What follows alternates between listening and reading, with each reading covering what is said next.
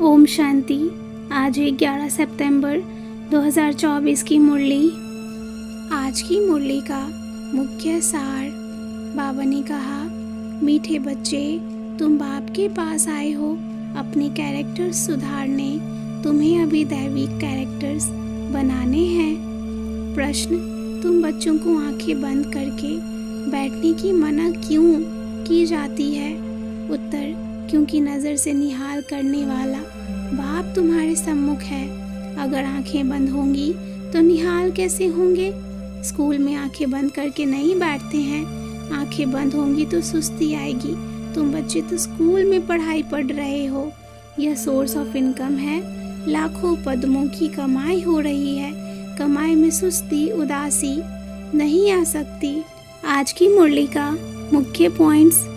बाबा ने कहा, इस समय सारी दुनिया के आसुरी कैरेक्टर्स हैं। तुम बच्चे यहाँ आए हो लक्ष्मी नारायण जैसे मीठे दैवी कैरेक्टर्स बनाने।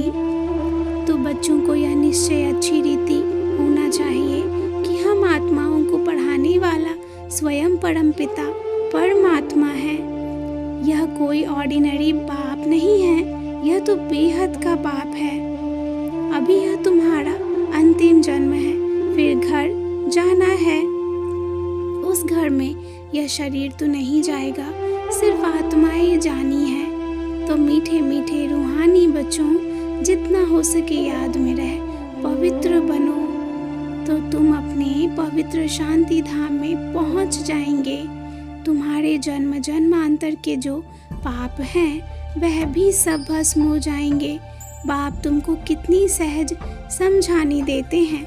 सिर्फ अपने को आत्मा समझो और एक प्रीतम को याद करो जो मेरे में संस्कार हैं, अर्थात जैसे मैं ज्ञान का सागर हूँ ऐसे तुम बच्चों को भी बनना है। इस ज्ञान को तुम्हारी आत्मा धारण कर फिर नई दुनिया में चली जाएगी। यह तो छीछी दुनिया है, छीछी शरीर है, इनको अब छोड़ना है पड़े। तुम आत्माओं की बैटरी अभी तो तमो प्रधान बन गई है। उसको सतो प्रधान बनाने के लिए उठते बैठते चलते फिरते याद की यात्रा में रहो। परंतु यहाँ याद में आंखें बंद करके नहीं बैठना होता। बाप बैटरी चार्ज करे और बच्चे आंखें बंद करके बैठे तो क्या कहेंगे? फिर तो सुस्ती आएगी। तुम्हारी अब लाखों पद्मों की कमाई होती है, तो कमाई में कभी उबासी नहीं लेते। अच्छा, मीठे मीठे सिकिरते बच्चों प्रति माता पिता बाप दादा का याद प्यार और गुड मॉर्निंग। रूहानी बाप की रूहानी बच्चों को नमस्ते। रूहानी बच्चों की रूहानी बाप को याद प्यार और नमस्ते। धारणा के लिए मुख्य सार। पहली पॉइंट, जो संस्कार बाप में है वही संस्कार धारण करने हैं। बाप समान ज्ञान का सागर बनना है। देही अभिमानी होकर रहने का अभ्यास करना है। दूसरी पॉइंट, आत्मा रूपी बैटरी को सतो प्रधान बनाने के लिए चलते फिरते याद की यात्रा में रहना है। दैवी कैरेक्टर्स धारण करने हैं। बहुत बहुत मीठा बनना है। वरदान, त्रिकालदर्शी बन दिव्य बुद्धि के वरदान को कार्य में लगाने वाले सफलता संपन्न भव। त्रिकालदर्शी बन दिव्य बुद्धि के वरदान को कार्य में लगाने वाले सफलता संपन्न भव।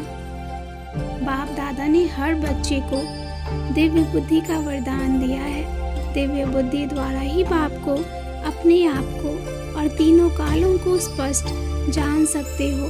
सर्व शक्तियों को धारण कर सकते हो।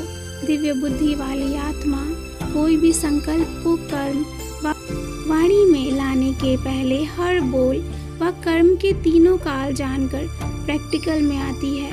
उनके आगे पास्ट और फ्यूचर भी इतना स्पष्ट होता है जितना प्रेजेंट स्पष्ट है। ऐसे दिव्य बुद्धि वाले त्रिकालदर्शी होने के कारण सदा सफलता संपन्न बन जाते हैं। स्लोगन, संपूर्ण पवित्रता को धारण करने वाले ही परमानंद का अनुभव कर सकते हैं। संपूर्ण पवित्रता को धारण करने वाले ही परमानंद का अनुभव कर सकते हैं। अच्छा,